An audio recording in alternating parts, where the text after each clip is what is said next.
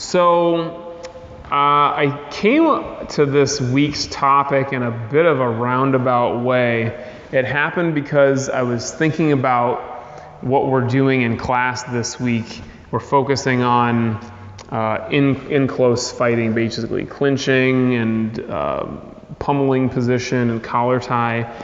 And I was reminded of this time, or I was reminded first of this phrase that you guys have all heard: keep your friends close and your enemies closer. And it's like, yeah, when you're really trying to defend yourself and control this person, you want to keep them in really close. Sometimes that's the best option. That reminded me of a time that I was talking with the kids, because the kids, just like the adults, every once in a while they'll ask a question and they'll say, when my opponent does this, what should I do? Or, when you're punching your opponent in the face and this happens, and I stop them every time, just like I do to you guys, and I say, what's that word that you just said? Opponent? And I'm like, yeah, I don't understand that word. I never use that word. And I say, what do I say instead? And you guys know the word that I use is partner. I use the word partner, never opponent. But this kid was like, enemy? And I said, no, that's worse than opponent. That's not how you want to think of the person who you're practicing with in class. And it's something that is so incredibly important in our practice and in life that I've been talking about it every night this week, and I'm going to give a protracted talk now. This is something that goes just beyond just language and beyond just semantics. So some people will use the words in their school, partner and opponent, interchangeably.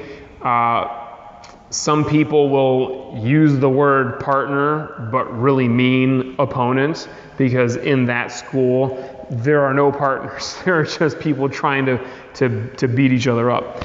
And I fully believe that the language that we use is incredibly important and incredibly powerful. And when you refer to somebody as an opponent, it brings up, at least subconsciously, this world of thought and like all of this kind of baggage and circumstances that are not helpful or conducive to working well and learning in class.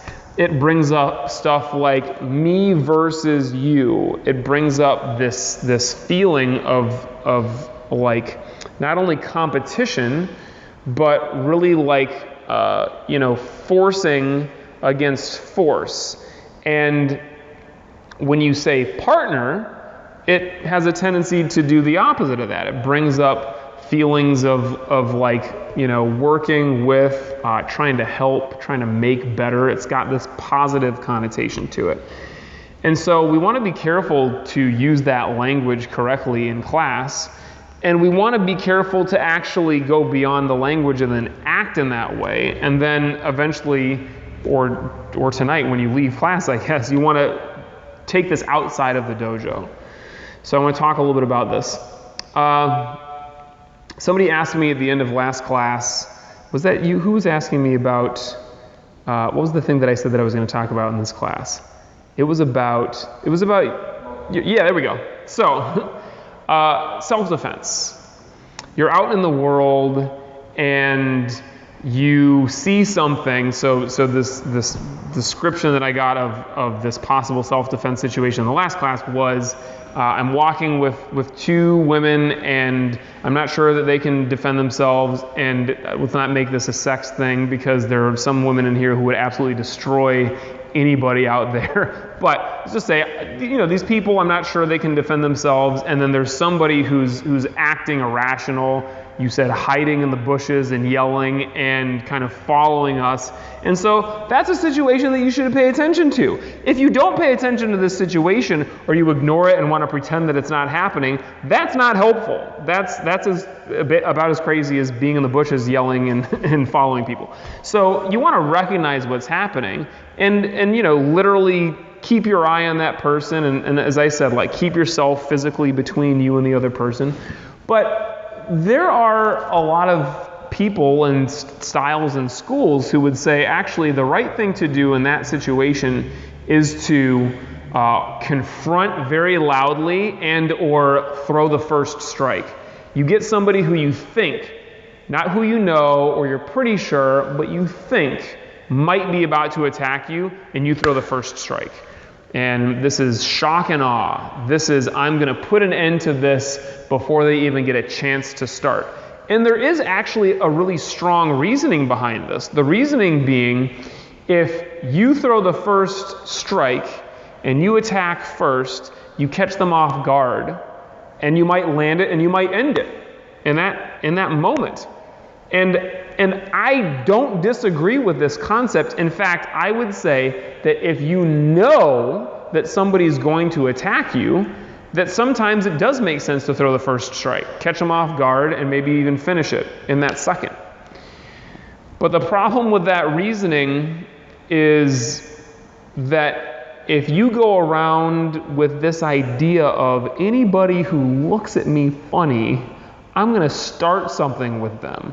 I'm going to physically or even just verbally, emotionally, energy-wise start this confrontation. You are going to get in fights. You are going to get in way more fights than you would otherwise, and it might be physical fights, it might be emotional, verbal fights, some kind of confrontation.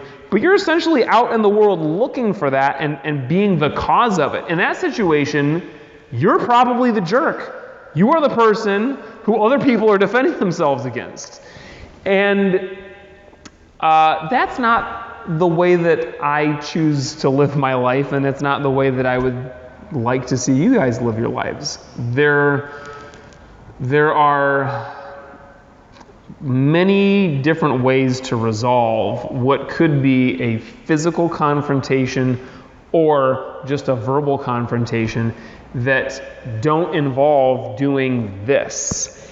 And I'm going to suggest very strongly that you are more likely to be safe physically. You are less likely to get hurt if you go around in the world treating people as partners. You are more likely to not be mentally or emotionally hurt if you go around treating the world as partners rather than opponents. So, in this specific situation, you keep yourself between this person and your friends. You keep an eye on them. You make sure that nothing's happened. You don't do anything to escalate it. Maybe that person starts to get more aggressive. And then maybe you just start talking to them. And you say, hey, can I help you? Do you need something? What's going on? And in that situation, maybe it throws them off. Like, that's not what I was expecting. That's not usually what happens to me when I start yelling at people from the bushes. But that's enough to diffuse the situation, maybe. Maybe they just know, well, this person sees me, so I'm not going to try to mess with them. I'm just going to walk away, maybe find somebody else, maybe go home and take a nap. I don't know, whatever he needs.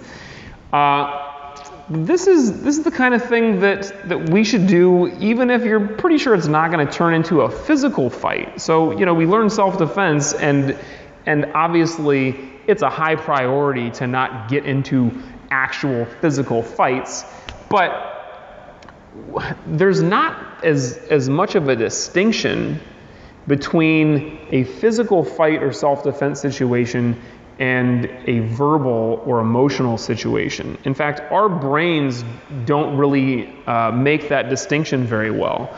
So you guys have heard of this concept, I'm sure, if not from me, from somewhere else, that if we will do anything to avoid being proven wrong. We hate looking dumb. We hate being proven wrong, more importantly for ourselves, because we have this very strong concept. It is a concept of ourselves that we are very attached to, and it seems very real and concrete, where what we know is true, and anything that makes us have to second guess that is tantamount to an actual physical threat that is actually the way that our minds and our what is it, the amygdala, our lizard brains and our emotional state and our physical sense of what that's like.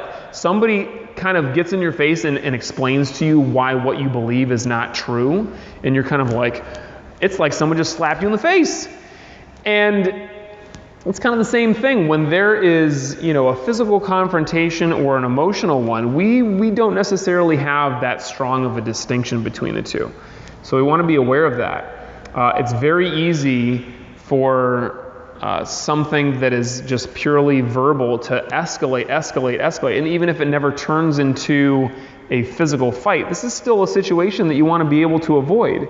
Because, where is your energy at? How are you able to accomplish the things that you want to accomplish in life if you're always just forcing against force and escalating things to the worst possible point, right? I'm reminded of this time I was walking from my old place. By the way, this is a total aside, but you guys heard about the fire that just happened in this high-rise? That's the building I used to live in. When I lived in there a couple of years ago, there was another fire in that place. There's a whole other meditation talk about this, but when I lived there, my building caught on fire, and they sued them because they didn't turn on, there was no sprinkler system in the building, which would have easily solved it. Well, they didn't put sprinklers in it, and guess what happened? Again, another fire in the same building. And in any case, I'll talk about that more later on. But I was walking from that building that's still standing against all odds to the dojo. And it's like a 15, 20-minute walk, and in that walk I passed like 5 other martial arts schools. It's like 0.2 miles away. But this day I was walking by this intersection very close, and I saw somebody just sitting in their car. It was a guy in his truck just sitting in his car at the intersection. There's no light. There's a stop sign, but he's just sitting there. And then a person comes up, and he's obviously like looking at his phone to find directions, or maybe he's just sitting there texting, who knows. But the person comes behind, this lady pulls up behind, sits there for about 3 seconds, and then lays on her horn like she's trying to murder him with her horn. And the guy flings the door open, and he runs around and starts just yelling at her through the window. And this could have turned into a physical fight, but it just stayed like this. These two people were practically at each other's throats because this guy was stopped at a stop sign for like 10 seconds. And you could say, and I would guess that both of these people were just not in the right state of mind to be in this situation. This guy was obviously frustrated, lost, whatever, and this lady was probably really in a hurry or whatever. Most people who would pull up behind somebody would kind of give the polite beep beep and then just drive around them. Not her. She's like, I hate you with my horn. And this guy, a normal person who gets honked at like that, in a normal state of mind, would just kind of like, waver around or maybe pull off to the side of the road a little bit. No, both of these people wanted to fight. Both of these people were in a mood. And so this is what happens. And I always ask the kids, how many people does it take to fight? And you guys might not know this, but they know the answer is 2 people. One person cannot fight. And one person can attack somebody, but it's not a fight unless both people are trying to fight, right? So one person might be trying to fight, and you can talk your way out of it. You can run away. I guess you could let them hit you, but we don't really practice that in here. 2 people want to fight, then it's on. It does not take anything. One person sneezes and then they're punching. So you don't want to be either one of those people who really wants to fight. You want to be the kind of person who is just like, I'm going to be above this. And I don't mean it in the way that we have a tendency to think of it, like I'm the bigger person, like I'm above you. I'm not going to sink to that level. I mean, like, in this moment, you can feel yourself being pulled into it, and you're just going to rise above it. This is something that is not natural for many people, and in fact for some people it is the opposite of what is natural. And for all of us, on certain days and certain situations, it is the last thing that we can conceive of doing, is just rising above and walking away from a situation. Just pulling around that person who stopped at the stop. No way, not today. How dare you stop in front of me when I'm running 5 minutes late to work right now? And all of the stress and anxiety of life just pours out in this moment. So how do you deal with that? You have to practice. I saw this brilliant video on Facebook. It's a little kid who's talking about this, and we're going to post it. Maybe we'll post it tomorrow. I really like it. It's this kid talking about, what do you want to have in life? Are you practicing that? And he says, do you want to complain?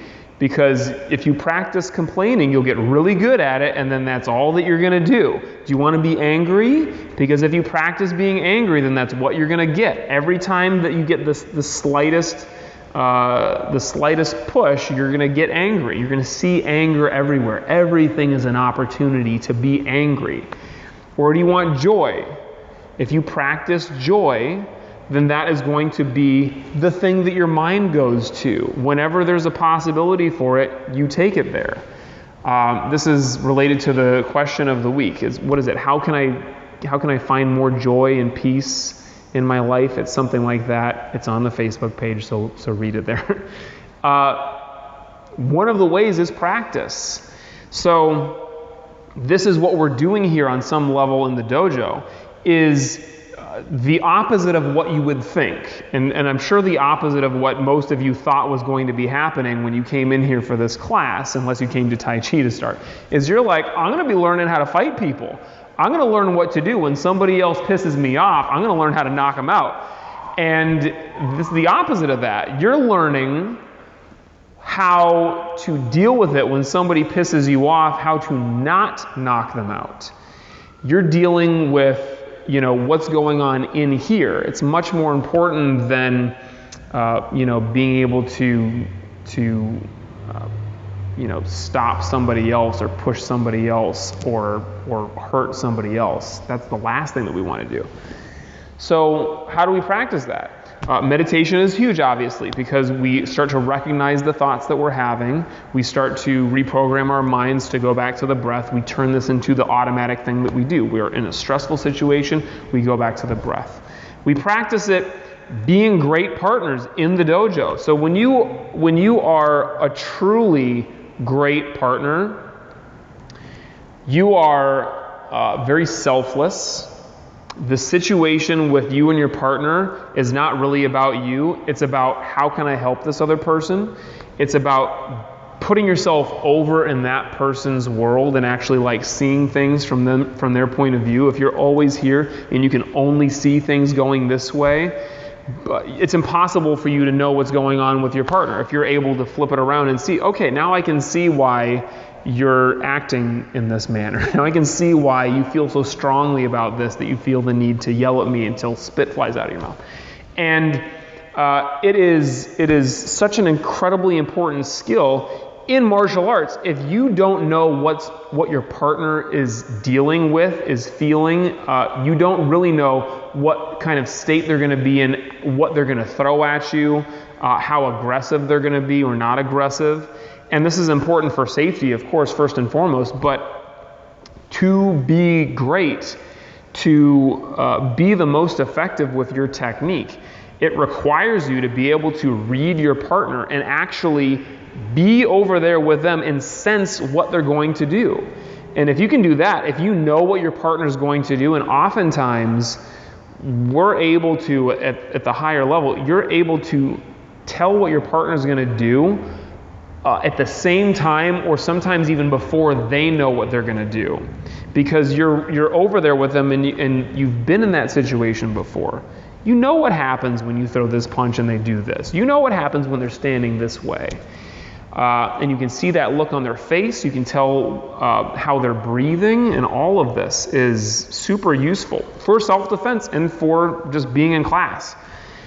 So this is something that we want to practice, is being selfless, actually being outside of ourselves and being in our partner, like seeing what they see, feel what they feel.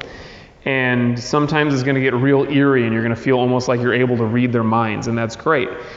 You should be able to do that outside of the dojo. You should be able to, in your relationships or just with whoever you interact with out in the world, you should be able to do those same things.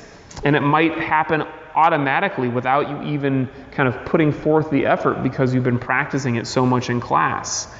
It's funny, when I'm out in the world, I almost always, when I talk to somebody that I'm meeting for the first time, I'm interacting with whoever's bagging my groceries at the store, I say, yes sir, yes ma'am.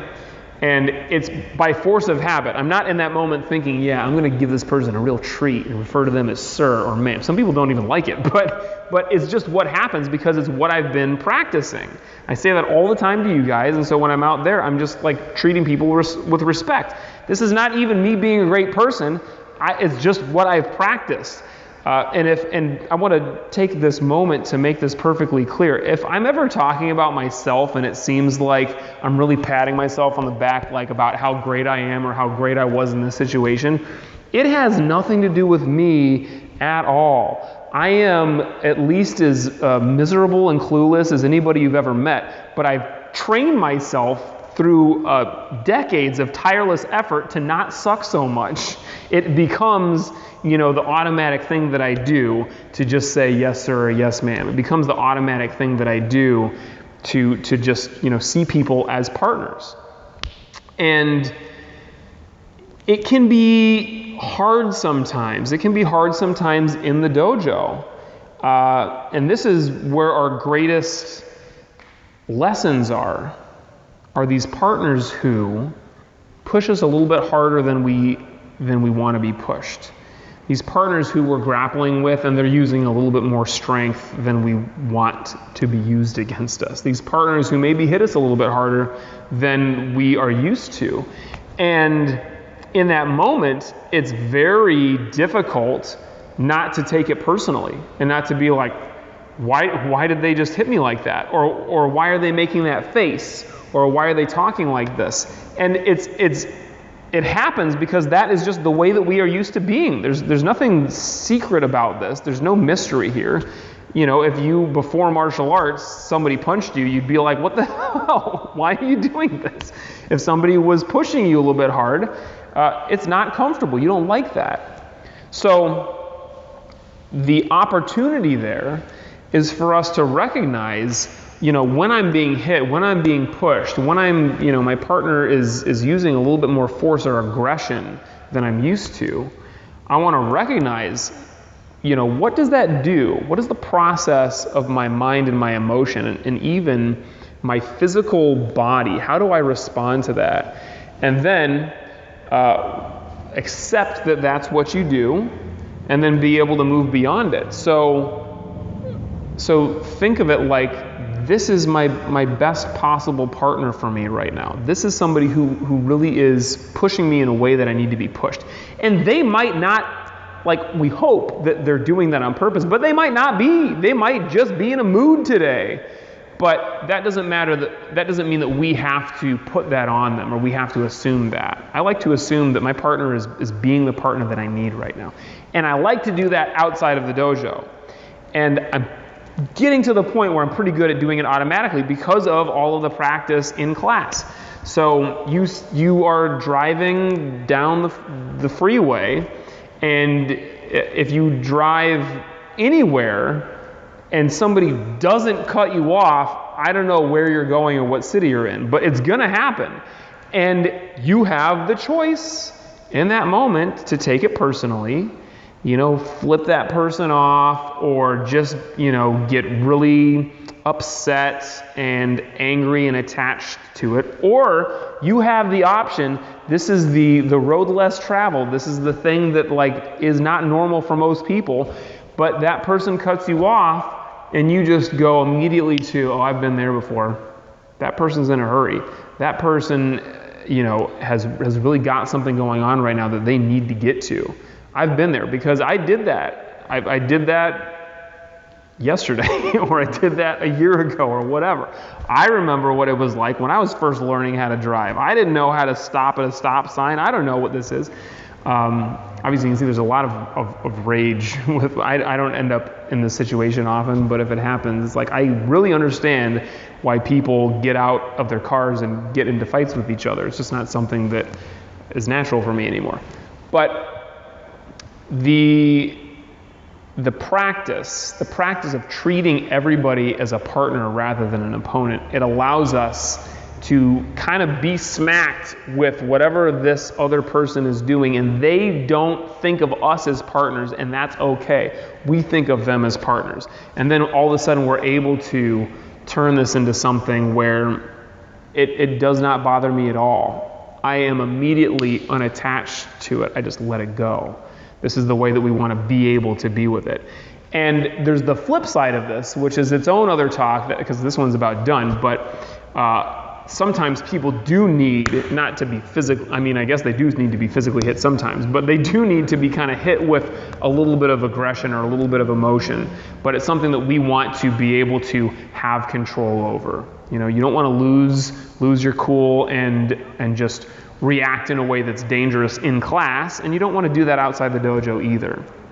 So this is part of what being a great partner is seeing what my partner needs. Again, if I'm over there with them and I can see what they're going through, I can tell, you know what, it's time for me to turn it up a little bit. This person's ready for more. This person needs a little bit more aggression or a little bit more force. And then you give it to them. So that's your homework. Go out into the world and be a partner to everybody. See everybody as a partner. And the language that you use is going to have a big effect on this, so do that too. And it doesn't have to be calling everybody sir or ma'am. It can be just like however it is that you talk to somebody and how you talk about people behind their back sometimes. Be aware of all of that. See the world that it creates for you. So let's get to a place where we can have a little bit of calm and peace when we go out into the world and have the best shot at that. Sit comfortably.